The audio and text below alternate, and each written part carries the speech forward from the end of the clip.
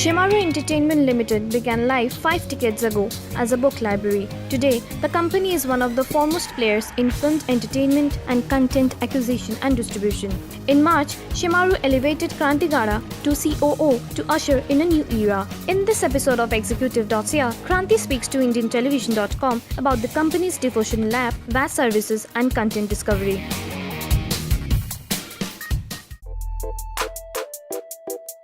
Devotion is another category which we're really investing in a lot. So, recently, for example, we have tied up with Ajmer Sharif. We've seen that that devotion as a business was, first of all, devotion is one of the biggest businesses in India, right? I don't know actually why, but people had not been investing as much money into creating content for today's generation. It's not that today's generation is not devotional, I'm sure all of us are. It's just that it needs to be presented to us in a way that we can consume it and we like it.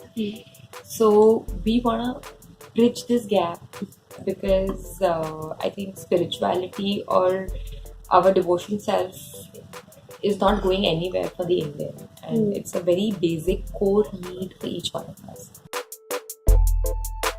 We've even created the Hariom app, and which gives a host of content, makes it very, very accessible.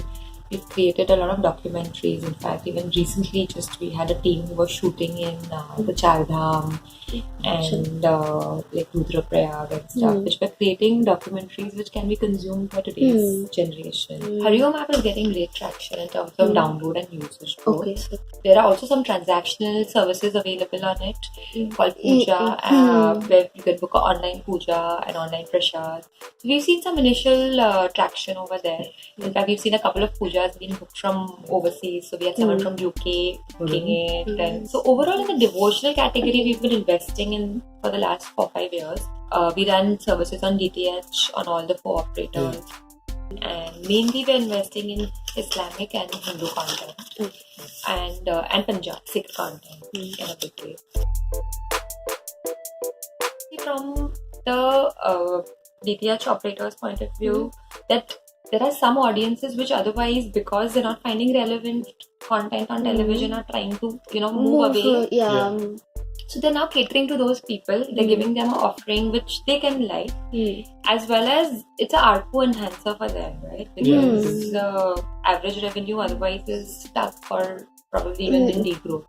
It's on. It was present already on Tata Sky, Airtel and Dish TV, and we've just launched it on Videocon. And in fact, as you know that Videocon and Dish have merged. The reason for them to take it on Videocon is because it's doing exceedingly well on Dish. So they obviously want to mirror it on Videocon. So it will. I'm fully confident it will do well. We have invested in regional content for over 10 years. We have started televising Gujarati plays and Marathi plays way back from 2004, 2005, and initially we did it for the DVD, and now of course it's moved to completely digital. We've also been investing a lot in Gujarati films. In the last 2 or 3 years, there's this whole new age of content. So I'll tell you, Gujarati, Marathi, Punjabi are 3 key invested zones for us. We do a bit of Bengali. We have a good catalogue of Bengali, but we're not as active in Bengali. Bhojpuri, we run a DTH service on Airtel and Bhojpuri, but beyond that, we've not done too much.